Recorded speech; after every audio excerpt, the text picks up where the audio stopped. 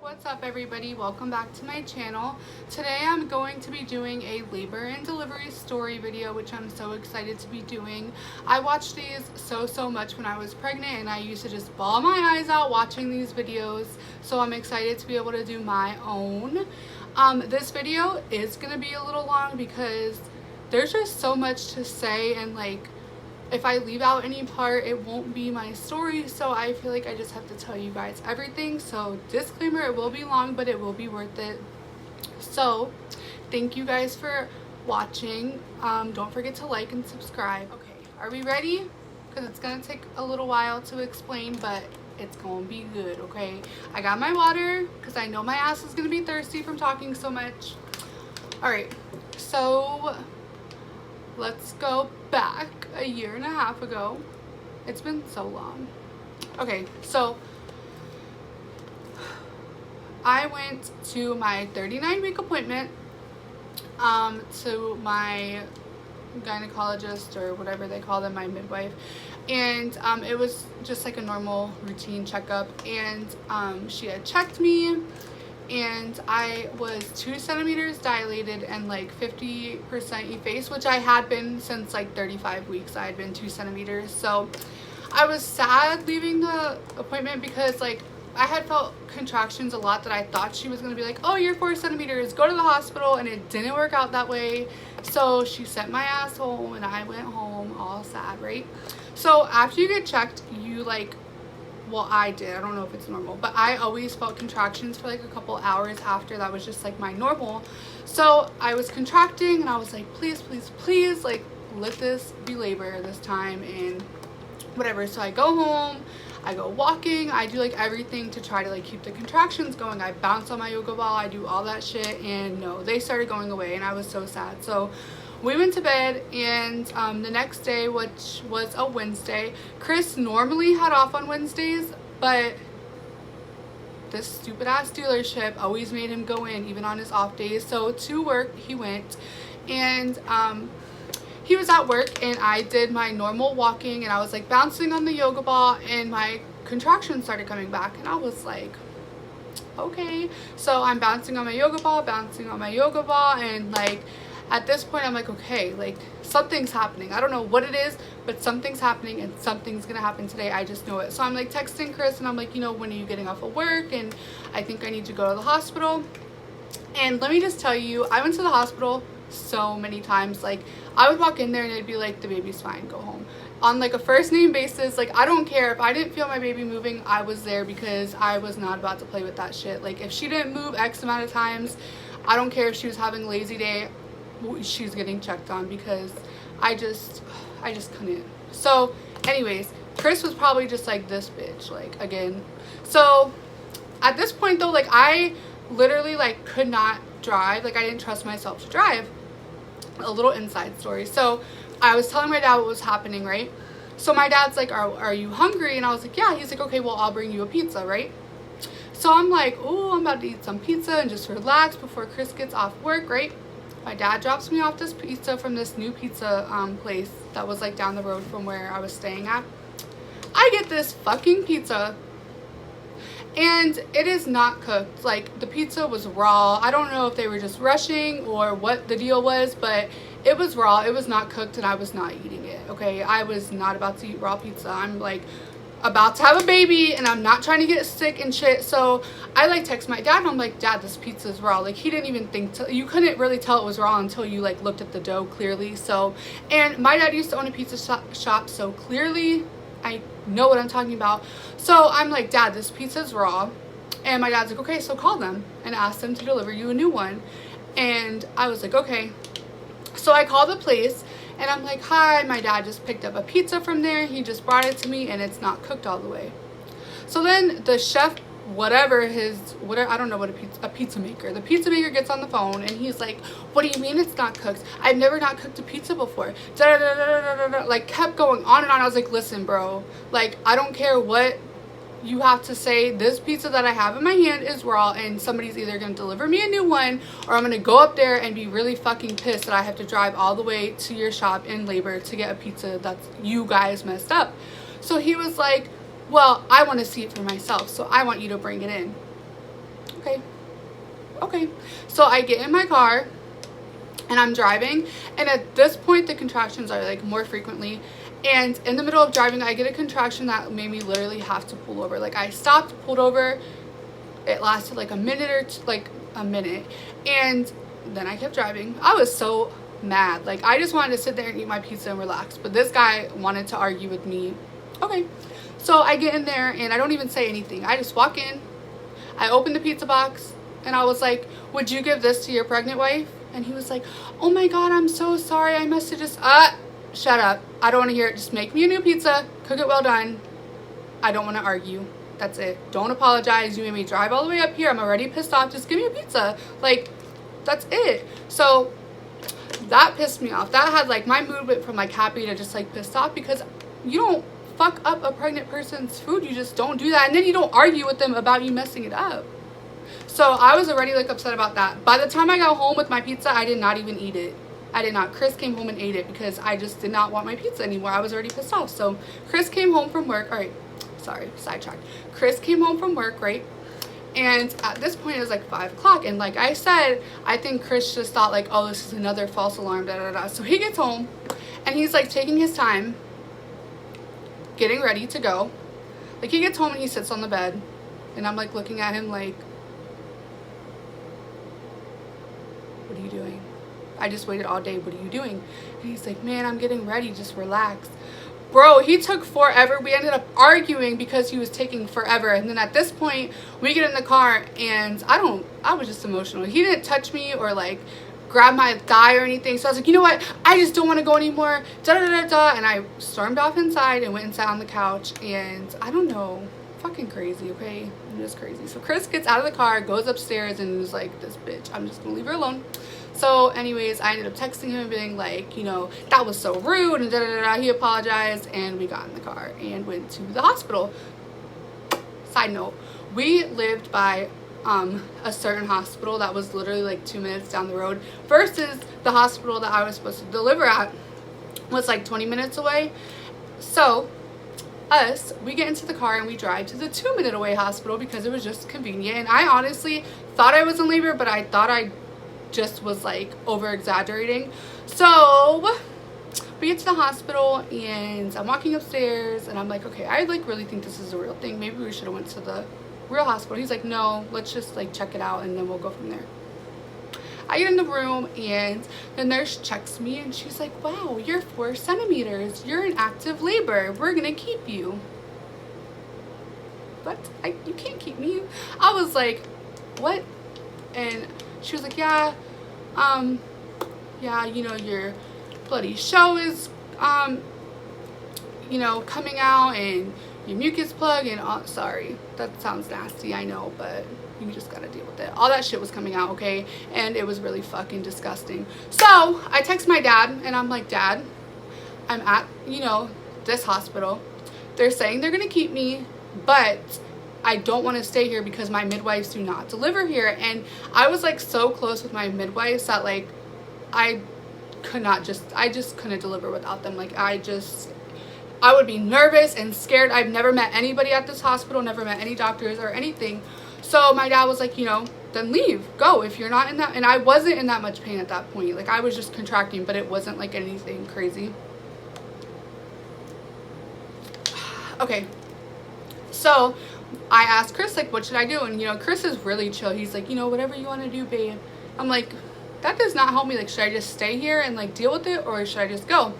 I was only 4 centimeters, and I didn't think that the baby was going to come out in, like, 30 minutes. So I was like, you know what? I'm going to have to leave. That nurse was like so rude after that. I felt so bad. I truly did feel bad because they had to set up the whole room. She had to get me checked in, register, put the baby on the monitor, check me, all that shit. And I'm like, no, I gotta go.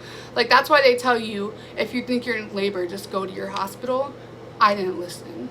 So she tells me, I'm gonna warn you, if you leave here, you're going to hit active labor soon, so you need to go straight to the other hospital. I'm like, you know, whatever, I'm fine, whatever. So we go downstairs and we get into the car, and, you know, I didn't bring anything with us, so Chris is just gonna slide by the house on the way back, on the way to the other hospital, and get the bags, right? So we're sitting in the car and Chris is inside taking forever, like, you know, he always does. But in the meantime, I called the other hospital and told them I was on my way. I was in labor. I already went to another hospital and da da da. So, okay, we're on our way to the real hospital. And on the way there, I start having like real life contractions, okay? I thought I was gonna die, okay? And, you know, it's like 9:30, 10 o'clock at night at this point. Nobody's on the road, but we're catching every red light.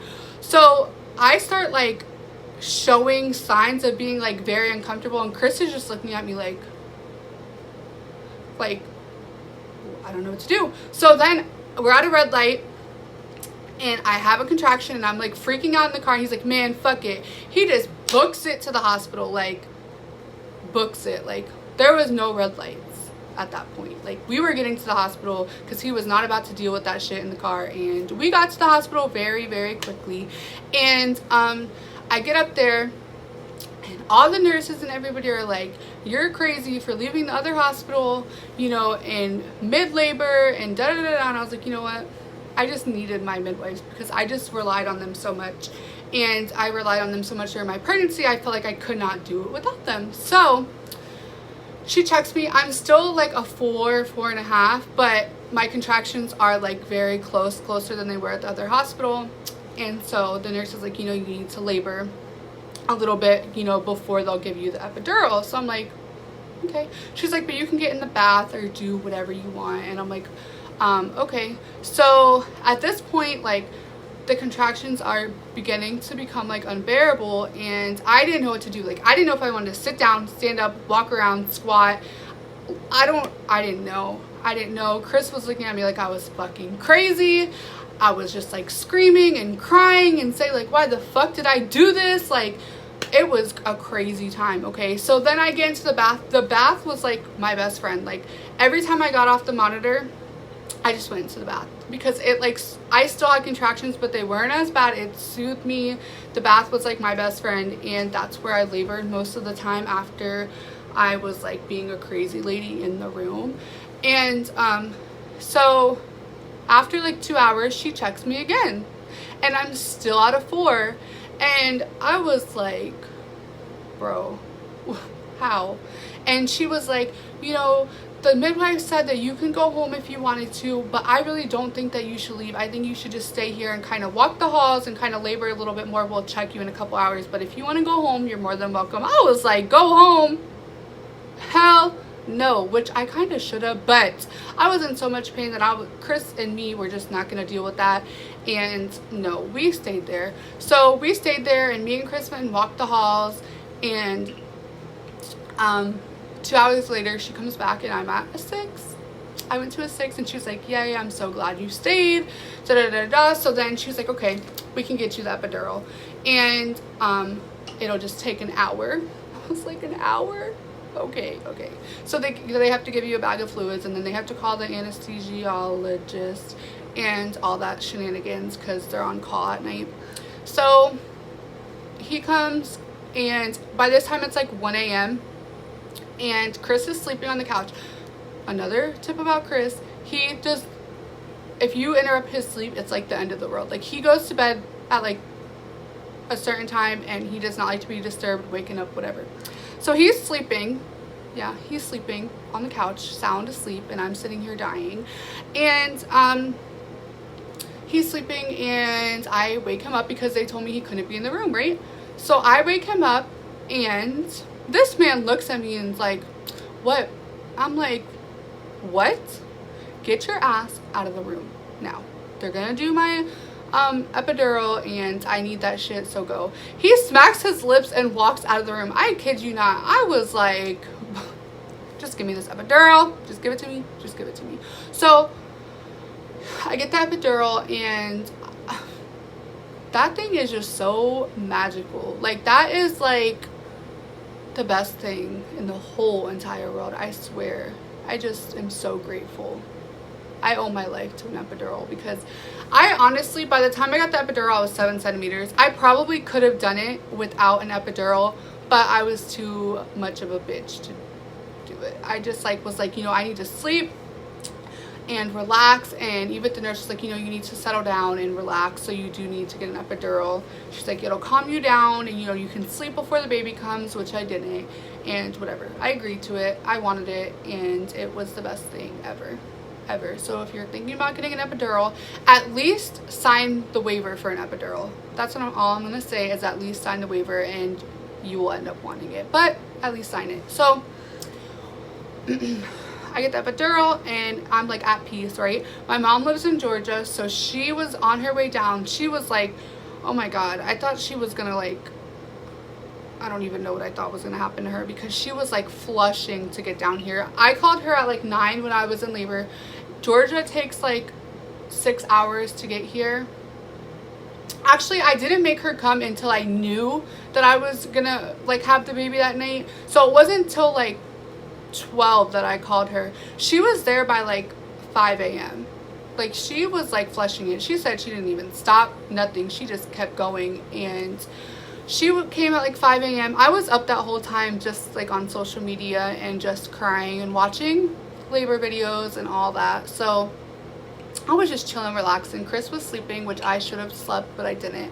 So okay, around 7 is when like the midwife switched off, and so they came in and Candy checked me, and she was like, you're at a 9, we're gonna go ahead and break your water.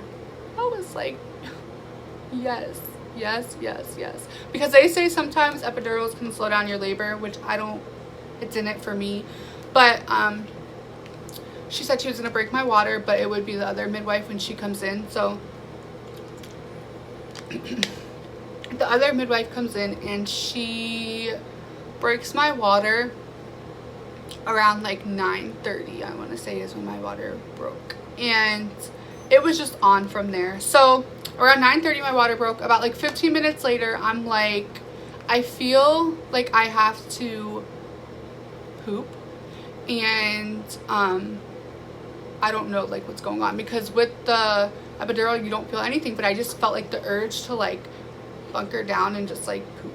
So the lady was like, oh, I don't think so, like I don't think you're ready for that. And she was like, we just broke your water. And I'm like, no, I'm telling you, like something's happening. She looks down and she's like, oh, there's the baby. So she goes and grabs the midwife, right? Well, actually she tells the midwife that I'm gonna start pushing, and I start pushing with the nurse in the room. And at this point, Chris is in the room, my mom's in the room, everybody was in the room, because it was just like a spur of the moment. I just like had to start pushing. So I started pushing, and the baby's head starts coming out. And my mom, bless her heart, because I know she's gonna watch this, and thank you for everything that you did, because I was such a bitch to her. Like, she would touch me and I'd be like, don't touch me, don't touch me. And my mom was like, okay, like, sorry. And I was just, oh my god, I was so mean to her. I felt so bad. But anyways, what was I saying?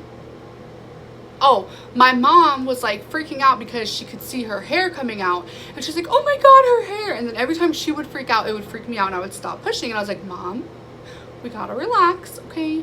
Because every time you do that, you scare me. So the lady said, oh, do you want a mirror so you can see yourself? So I did have a mirror when I was in labor, and it was the coolest thing ever, because I watched her come out.